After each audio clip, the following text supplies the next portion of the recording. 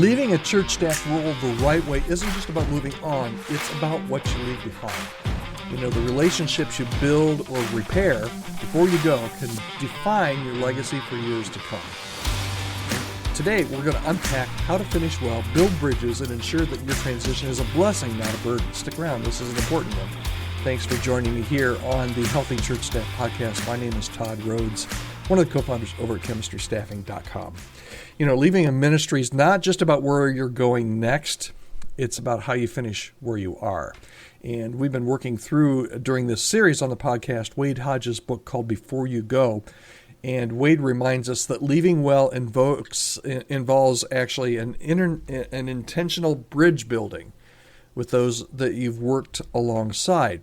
So here's some really key areas that you need to focus on during this week. We're talking about during this transition period, okay? You already know you're leaving. You've already probably announced it. You're looking at where you're going next. Here's some things to focus on during this actual, period of time of transition. First of all is, as best as you can, strengthen your key relationships. Strengthen your key relationships. Now, what does this mean?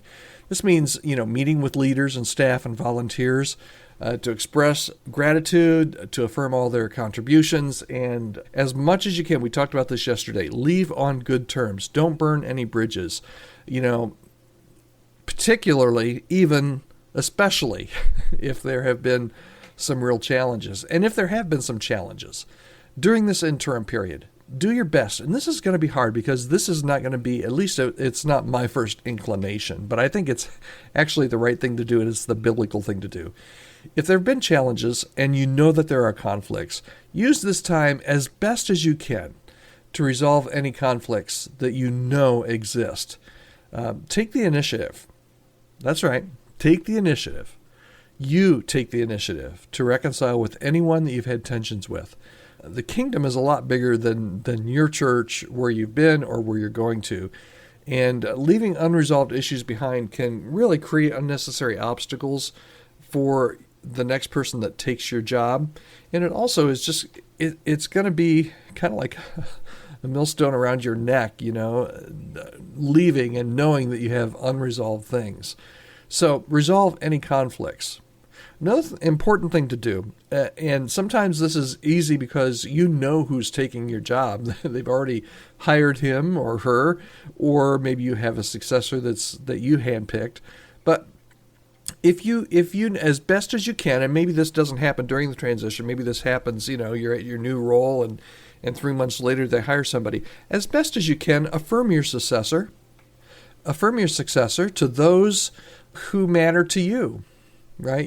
If you know who will be stepping into your role, you can do that right away and do what you can to encourage and support them and share any insights and resources that'll help them succeed. We talked about that a little bit yesterday.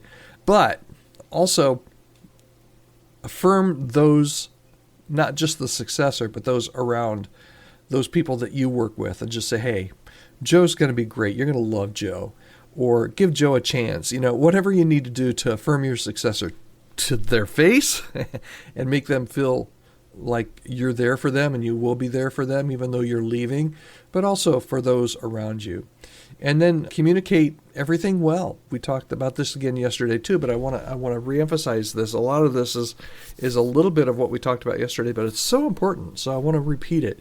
You need to really communicate that departure really, really well, and you need, as much as you can, be transparent with the people in your church, with your leadership about your decision to leave. We have a rule at Chemistry when we're interviewing candidates and we're asking them why they're leaving or why they're looking for a new role. And sometimes we have to ask them up to 3 times because, the first time you're going to get, I just feel like this is what God's wanting me to do. The second time you might get a little bit more of an answer. The third time, if you keep drilling down, you're finally going to get, this happened and then this happened and there's conflict. And so be transparent as much as you can about your real decision to leave. Now, don't blow things up. We talked about that earlier in this series. You want to leave well. You don't want to burn your bridges. So as nicely as you can, as transparently as you can, share about how you came to this decision. And then document your work, leave behind, clear notes and plans, and contact lists. And here's the application for today. Building bridges is one of the most important things that you can do. And it's one of the best things that you can do that's going to pave the path for a positive transition, not only for you, but for your church, for your family, and for the next person that comes in. So that's what I'd like you to do today. We talked about it yesterday at the end, and today's assignment is exactly the same. If you're in this time of transition, yesterday I called it a plan. Today I want to maybe if you worked on it yesterday, let's call this a transition document, okay? You're going to summarize everything that you can. I like to use a Google Doc, but you can use whatever you want to. Summarize all the things that you think you're going to need to document for yourself on the way out and for the news person on the way in. Yeah, that could be ongoing projects that you're working on and their statuses. It could be key contacts. Any kind of essential information you want to pass on to your successor. That is really important to have this all down on paper. How are you doing? This is tough. This is tough stuff. And I can talk about this all day long, but when you're going through it, it's tough. It's tough. I've been there, and transition is never easy. And transition doesn't just happen. If you just leave it happen, there's a high likelihood it's not going to go well. So that's why I'm telling you, it's so important to have a plan when you're in transition. Maybe you're not in transition now. Remember this for when you will be, because you will be someday, to make yourself a transition document so that you can leave where you are when you leave, that you can leave well. I'd love to hear your plans, how you're navigating through it. Maybe you're stuck and you're like, Todd, I just need a little bit of help getting unstuck here. Email me at podcast@chemistrystaffing.com. Your emails are always private. They're always confidential. And I read each and every one of them and try to get back as soon as I can. Don't forget to subscribe to the podcast here so you don't miss any future episodes. And if there's any way that I can help you in your church, particularly in any staffing changes, any staff health things, hirings, firings, compensation issues, all of those kind of things, reach out to me, podcast@chemistrystaffing.com. I'd love to talk with you and see if there's a way that we can work together.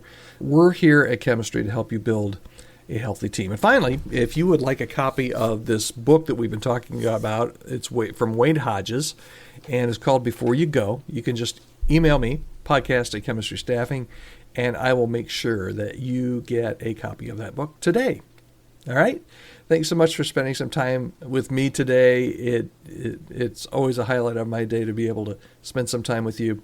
And just remember, when it comes to transition, leaving well isn't just about saying goodbye. It's about creating a legacy of grace and integrity and collaboration.